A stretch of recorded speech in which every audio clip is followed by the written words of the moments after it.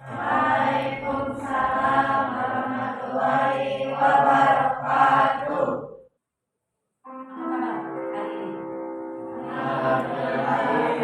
Sehat? Semua hadir? Ya.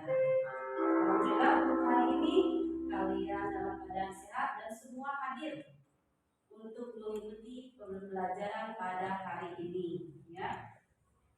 Nah, untuk memulainya agar lebih bermakna lagi pembelajaran ini, Ibu persilakan untuk KM untuk memimpin doa. Sebelum belajar, mari kita berdoa terlebih dahulu. Berdoa dimulai. Bismillahirrahmanirrahim. Amin. Baiklah, kita mulai aja pertemuan kali ini. Ibu akan membahas tema pada pertemuan kali ini, yaitu tentang mengelola kartu persediaan. Nah, sekarang tentang kartu persediaan ini tujuannya untuk apa? Ketika kalian mempelajari bagaimana cara mengelola kartu persediaan ini, biar kalian tahu nanti kalian misalkan bekerja di sebuah perusahaan atau mungkin kalian sendiri punya perusahaan, baik perusahaan manufaktur atau perusahaan dagang, tentu saja ada beberapa barang yang harus kalian sediakan. Nah, itu fungsinya. Kenapa harus bisa mengelola kartu persediaan itu? Biar kalian tahu bagaimana cara pengelolaan terhadap beberapa persediaan yang dibutuhkan dalam sebuah perusahaan, ya. Nah, sekarang langsung aja ke materi yang akan Ibu sampaikan, itu tentang mengelola kartu persediaan. Nah, sekarang lihat dulu oleh kalian tentang persediaan. Pengertian persediaan. Persediaan adalah sejumlah barang jadi, bahan baku, dan barang dalam proses yang dimiliki perusahaan dengan tujuan untuk dijual atau diproses lebih lanjut. Itu persediaan. Nah, di sini disebutkan sejumlah barang jadi. Barang jadi itu tentu saja barang yang siap untuk dijual. Berarti tidak merubah bentuk apapun, berupa barang aja langsung. Contoh, misalkan yang siap untuk dijual, langsung ke saya pakaian. Yang kalian pakai lagi sepatu, ya, kerudung, terus aja barangnya, nggak usah dirubah atau diperbaiki apapun, langsung tinggal dijual. Nah, terus selanjutnya bahan baku nih. Tadi barang jadi siap untuk dijual, bahan baku dan barang dalam proses. Nah, kalau bahan baku atau barang dalam proses ini mengacunya kepada apa? Tentu saja perusahaan apa? Manufaktur, ya. Karena manufaktur itu barang dari bahan baku, barang dalam proses menjadi barang jadi, ya. Jadi bahan baku dan barang dalam proses ini diperuntukkan untuk apa? Untuk perusahaan manufaktur. Biar kalian nyambung nanti. Ketika Ibu menjelaskan ini, penjelasan selanjutnya ini nyambung bahwa persediaan ini diperuntukkan kalau ada yang namanya persediaan khusus untuk perusahaan yang ada barang jadi dan bahan baku barang dalam proses itu perusahaan manufaktur. Jadi ada dua macam persediaan, ya. Ada perusahaan dagang, ada perusahaan manufaktur, ya. Dan semuanya itu tujuannya untuk dijual atau diproses terlebih dahulu. Berarti kalau dijual langsung berarti itu perusahaan dagang. Kalau diproses berarti itu perusahaan manufaktur.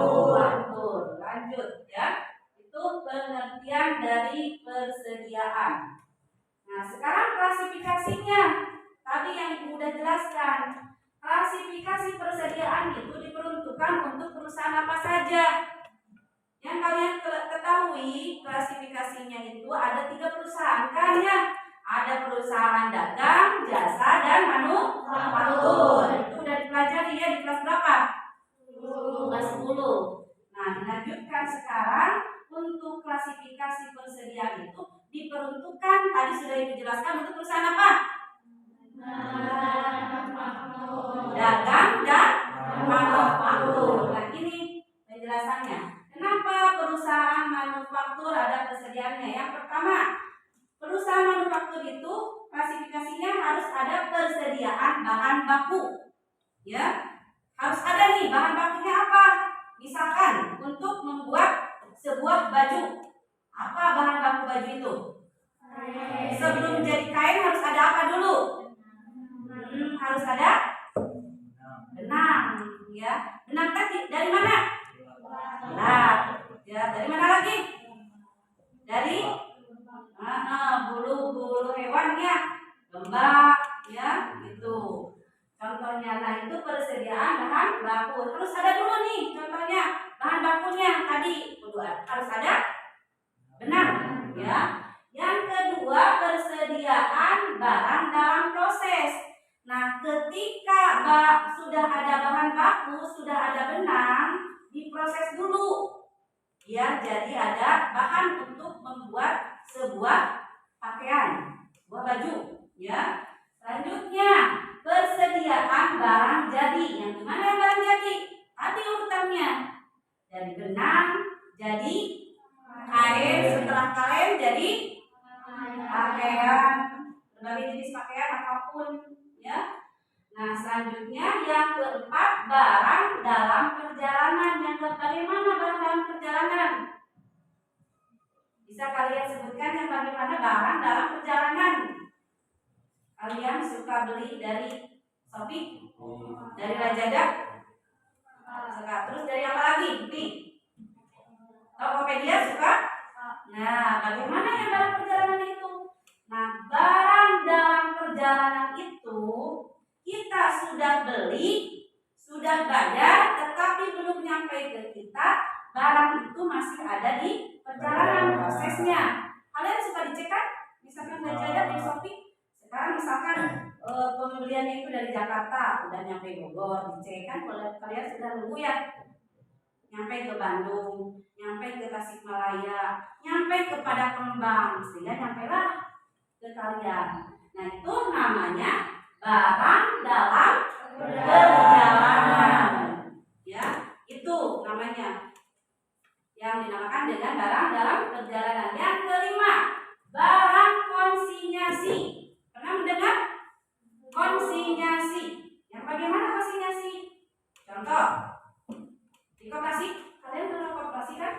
Ya, mengelola koperasi khusus untuk AKL kan ada di koperasi. Suka ada yang nitip nih barang? Boleh ada yang nitip? Boleh. Ya, nitip nih barang untuk dijual, khusus misalkan di sekolah kepada siswa ya, tentu saja siswa ataupun guru. Berapa harganya? Deal dulu nih. Dari misalkan dari yang nyuplainya berapa? Misalkan harga apa nih yang dijual di koperasi kalian? ATK. Misalkan harga ATK dari sananya 3.000, maka kalian jual berarti harus dapat untung nih. Jadi berapa misalkan? Jadi 3.000. Kesepakatan udah nyampe sampai misalkan si tadi yang nyuplai itu kasih tahu kepada pembelinya bahwa harga barang itu adalah 2.000. Jadi ada kesepakatan dulu antara penyuplai dengan kita yang punya koperasi bahwa harga barang itu akan dijual dengan harga berapa tadi? 3.000. Nah, kesepakatan kedua belah pihak untuk menjual barang dengan harga yang ditentukan itu dinamakan dengan barang konsinyasi. Dititipkan kepada koperasi dengan harga yang sudah ditentukan. Itu barang konsinyasi. Harus ada persediaan dalam konsinyasi? Harus. Jadi semuanya ini ada persediaannya. Ya, ini berarti diperuntukkan untuk perusahaan manufaktur. Yang kedua, tadi juga Ibu sudah sebutkan, perusahaan dagang. Perusahaan dagang tadi Ibu sudah sebutkan, perusahaan dagang itu menjual apa? Barang tanpa merubah apapun, tinggal langsung dijual.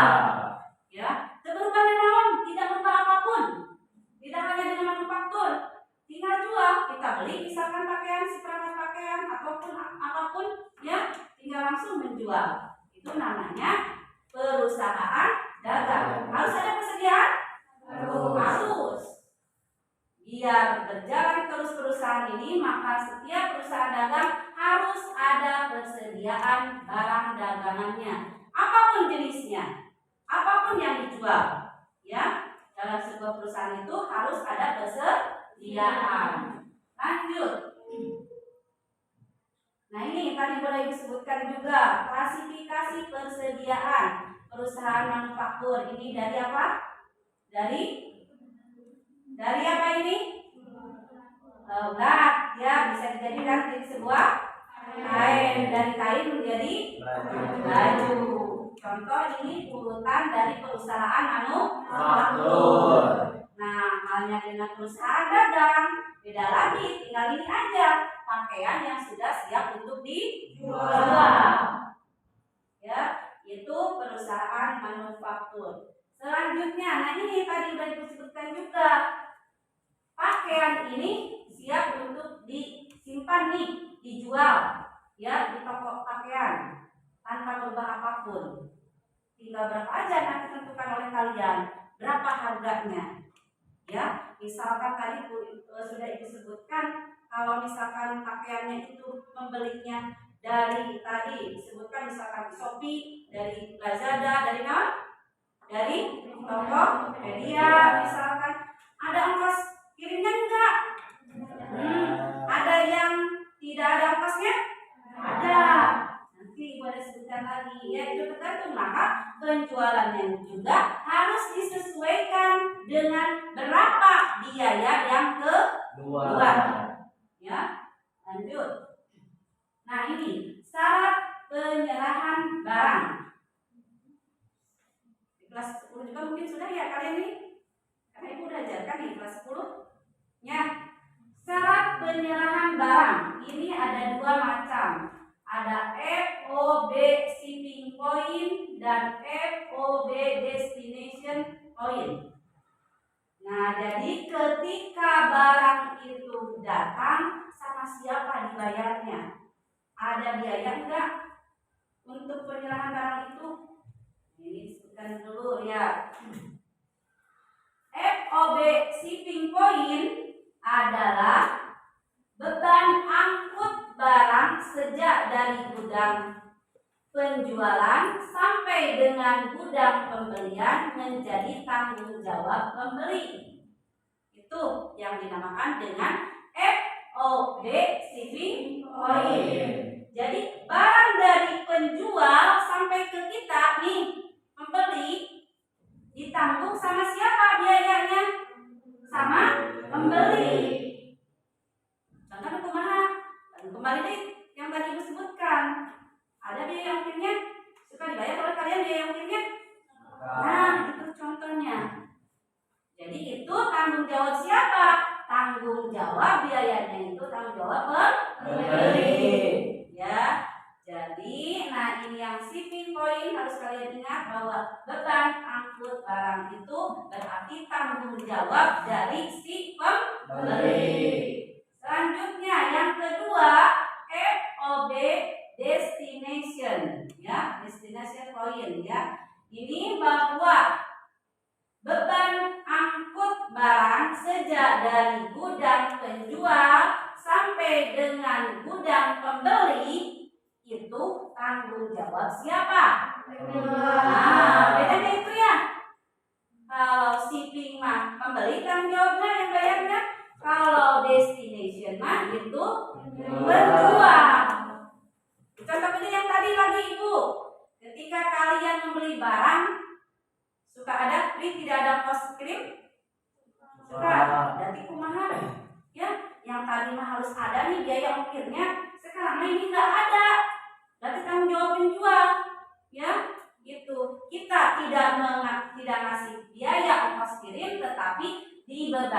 tanggung jawab kepada penjual. Paham?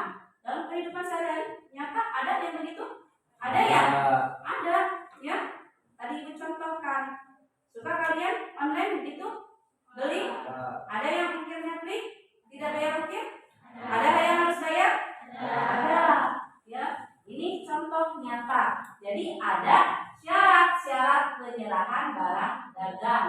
Itu berpengaruh terhadap persediaan tidak? Berpengaruh nanti terhadap HPP-nya, harga pokok penjualan. Apakah tetap harganya misalkan pembelian 100.000 tetap dijual 100.000? Coba kalian misalkan pembelian barang 100.000, ada nih ongkos kirimnya misalkan harus dibayar, tetap kalian menjual 100.000? Tidak. Perhitungkan dengan biaya kirimnya, ya. Tuh, lanjutkan. Pencatatan persediaan. Nah, ini menunjuk nanti yang tujuan itu kalian harus bisa membuat apa? Mengelola kartu persediaan. Pencatatan persediaan ini ada dua sistem. Yang pertama sistem fisik, yang kedua sistem perpetual. Yang akan Ibu jelaskan secara rinci yang kedua ini, yaitu sistem perpetual. Jadi sekilas Ibu akan jelaskan sistem fisik itu yang apa aja. Yang pertama, sistem fisik itu yaitu ada namanya stok, oknim, LIFO, FIFO, rata-rata tertimbang, rata-rata sederhana, persediaan dasar, harga eceran. Ini dalam sistem fisik ada 7 macam. Ya, kalau Ibu jelaskan ini mungkin waktunya kurang ya. Berarti Ibu langsung aja ke sistem perpetual. Dalam sistem perpetual ini ada 3 metode. Yang pertama FIFO, yang kedua LIFO, yang ketiga average method. Ya, mungkin yang pertanyaan ini yang average sudah Ibu sampaikan, tinggal yang dua ini nih. Yang first in first out. First berarti apa? Pertama. First in pertama masuk, first out pertama keluar. Paham ya dengan kalian? Masuk pertama berarti yang keluar juga pertama. Ya. Yang kedua last in first out. Masuknya, keluarnya paham kalian? Masuknya terakhir dia dari atas masuk ke bawah. Tetapi dia yang keluarnya itu yang pertama. Itu last in first out. Ya, yang average ini sudah Ibu sampaikan ya, nggak usah dibahas. Ini dulu yang pertama, contoh yang pertama ini yang sering kalian lakukan sehari-hari. Suka masak di rumah tidak? Tidak? Tidak?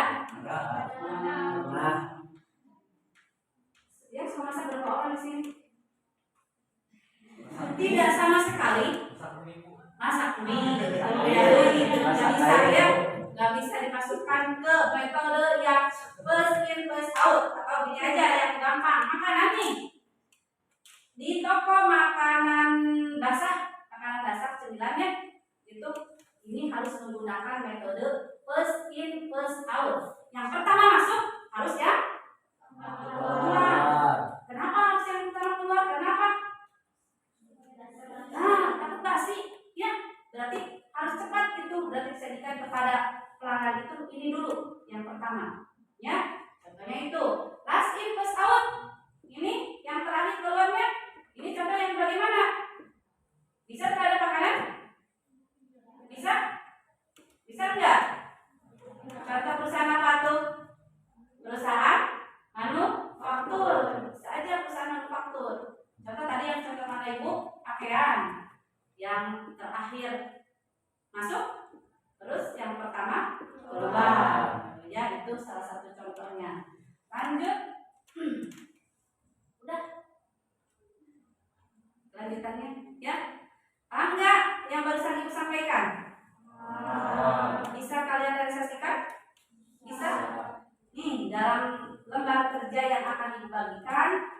silakan kalian membuat kelompok. Ya, sebelum membuat kelompok, biar kalian nggak kaku, nggak tegang-tegang amat, ibu akan bikin apa? Riki, silakan berhadapan-hadapan. Berdiri.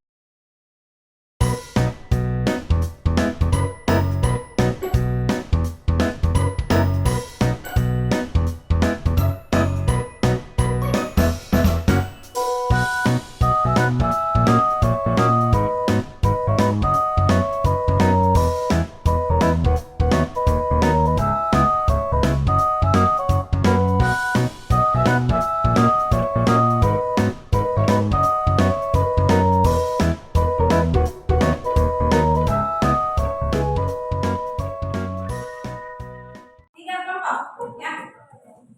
Ayo, lima sama 6 orang.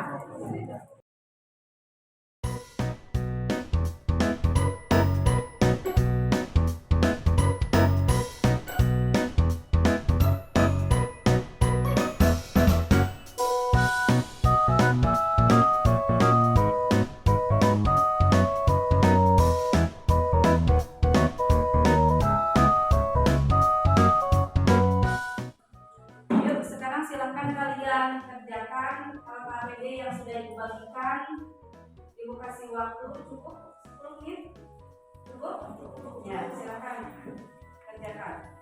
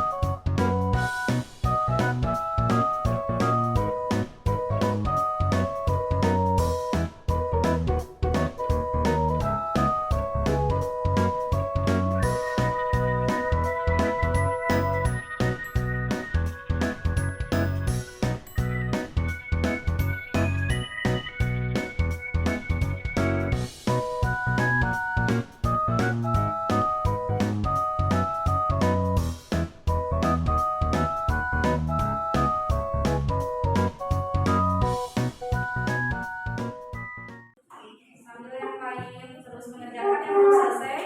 Ini ada kelompok 1 yang akan mempresentasikan LKPD tentang LIPO ya, LIPO ya. Yuk, silakan.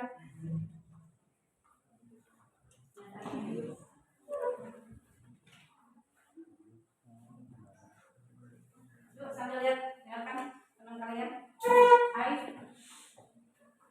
Assalamualaikum warahmatullahi wabarakatuh. Waalaikumsalam warahmatullahi wabarakatuh. Selamat pagi semuanya. Pagi. Sebelumnya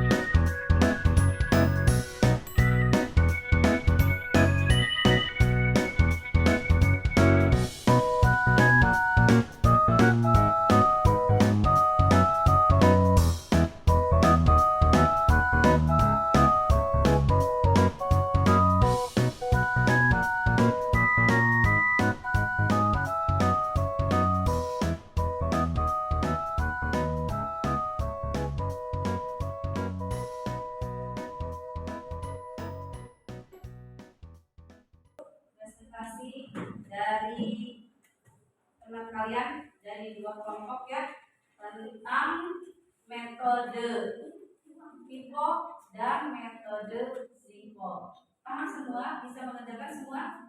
Bisa, insya Allah ya bisa ya. Nah, dari yang barusan dijelaskan oleh teman kalian itu sudah terperinci ya, yang FIFO yang bagaimana, yang LIFO yang bagaimana. Tadi sudah ditanyakan juga oleh teman kalian, kalau FIFO itu berarti FIFO kebanyakan ada apa? Plus out, artinya pertama masuk, pertama keluar. Itu diperuntukkan untuk perusahaan apa terutama? Perusahaan dagang ya, terutama jenis makanan. Kenapa makanan itu harus menggunakan metode FIFO? Karena apa? Karena apa? Tadi, barusan, gimana? Karena apa? Itu pasti ada kadaluarsanya. Ketika sudah kadaluarsa, maka sudah tidak bisa dijual lagi. Nah, jadi tarik kesimpulan dari kedua metode yang teman-teman kalian sampaikan itu bisa saja digunakan, tergantung kepada perusahaan apa yang menggunakannya. Perusahaan dagang atau perusahaan manufaktur, terus apa yang dijualnya? Apakah makanan, apakah pakaian, apakah furniture, atau yang lainnya, barang elektronik ya. Itu bisa menggunakan metode apa kalau elektronik? Bisa apa? LIFO atau FIFO? LIFO. Ya, tadi juga udah ada disebutkan ya oleh kelompok 2. Contoh dari penggunaan gadget ya, berarti gadget yang terkini, yang sekarang ada, yang tren sekarang itu yang habis terjual. Berarti itu menggunakan metode FIFO, yaitu kesimpulan dari apa yang sudah teman-teman kalian sampaikan, dan Ibu garis bawahi bahwa apapun penggunaan metode di sebuah perusahaan untuk menyediakan persediaan, maka tergantung pada perusahaan apa yang menggunakannya, tergantung apa yang dijualnya. Bisa bahan yang habis pakai, bisa bahan yang nggak apa-apa nih. Misalkan yang pertama, yang keluarganya tidak langsung pertama, tetapi barang itu bisa misalkan dalam jangka waktu yang lama penggunaannya ya. Itu.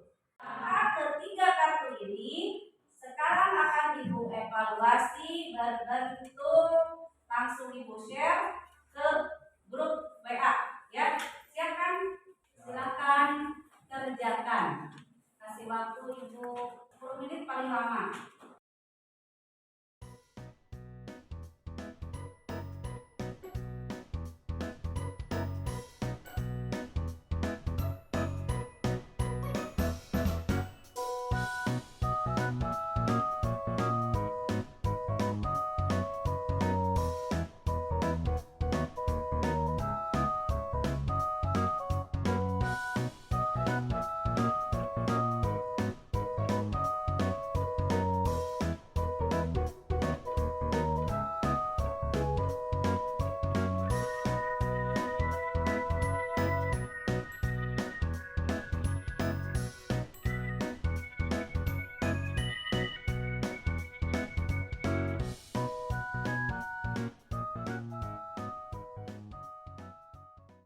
Sudah Ibu lihat di grup ini tinggal berapa orang lagi? 2 orang lagi.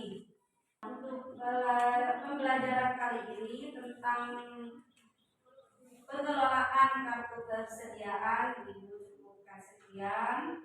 Terus selanjutnya untuk pertemuan yang akan datang, insya Allah kita ketemu di minggu depan dengan materi yang berbeda. Karena ini barusan sudah Ibu kasih tes semakin, maka pertemuan yang akan datang Ibu akan ngasih materi tentang akuntansi keuangan ini melalui surat-surat berharga, contoh salah satunya Wesel tadi. Nah, untuk pertemuan kali ini Ibu cukupkan sekian ya. kita tutup pembelajaran kali ini dengan bacaan hamdalah.